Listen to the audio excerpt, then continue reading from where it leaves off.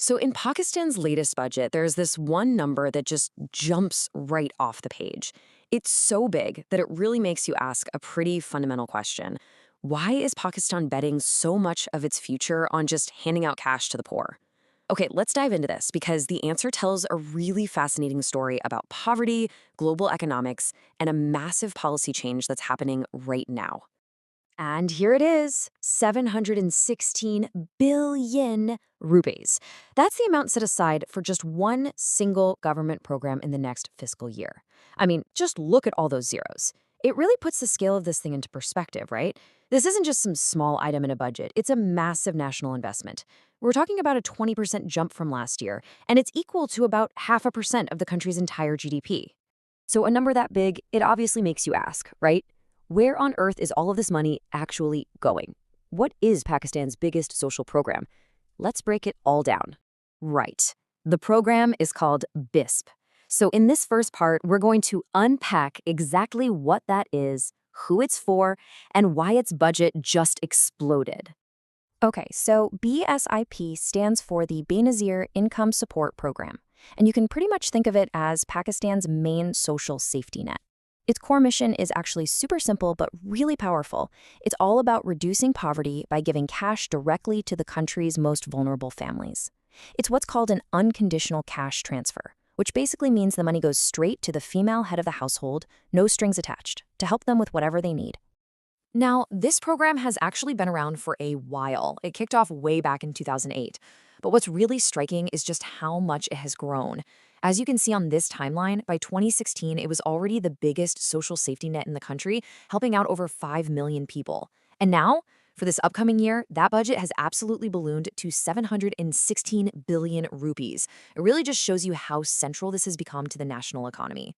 All right, so we get the what. Now let's get into the how. How does this system actually work on the ground? How does a family get this support, and what does that whole process look like? And this is a really crucial question. When you're dealing with millions of families, figuring out who's eligible is everything. There's been a lot of confusion lately, with some people who've been getting payments for years suddenly finding out they've been cut off. So, what's going on there? Well, the answer really boils down to this one thing, the dynamic survey. To make sure the money is going to the people who genuinely need it, the government now requires every single beneficiary to re-verify their status every 3 years. And this isn't just a form you fill out online. You literally have to go in person to a BISP office and update all your information. If you don't get that survey done on time, your payments can be put on hold. What's really fascinating here is how clearly they draw the line. To be eligible, your family has to earn less than 25,000 rupees a month, and the application has to come from a woman with a valid ID. But look at the other side.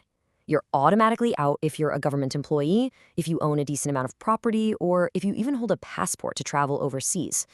This system is designed to be very, very specific. And this quote, I think, just cuts through all the noise. The main reason some longtime beneficiaries are getting cut off isn't because the program is shrinking or ending. It's because of this mandatory re-verification system. So the key takeaway here is that your eligibility isn't permanent, it's dynamic, and you have to prove it over and over again.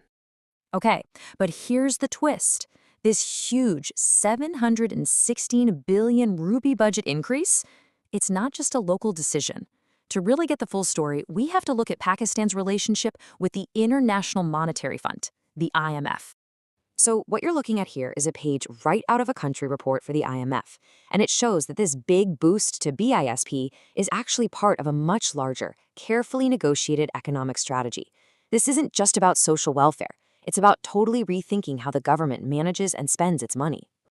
And this is the heart of it. This is the big idea. For years, Pakistan spent a fortune on these broad energy subsidies. They kept fuel and electricity prices low for everybody, whether you were rich or poor. The problem is that's incredibly expensive and frankly not very efficient. That's exactly why an institution like the IMF pushes to dismantle that old system. The new idea is to take all the money saved from those subsidies and redirect it into these targeted cash payments through BISP. It's just a much more direct way of helping. This chart really says it all, doesn't it? It makes the trade-off crystal clear. You see the bar for those broad, untargeted energy subsidies going down, while the bar for targeted support through BISP shoots way, way up.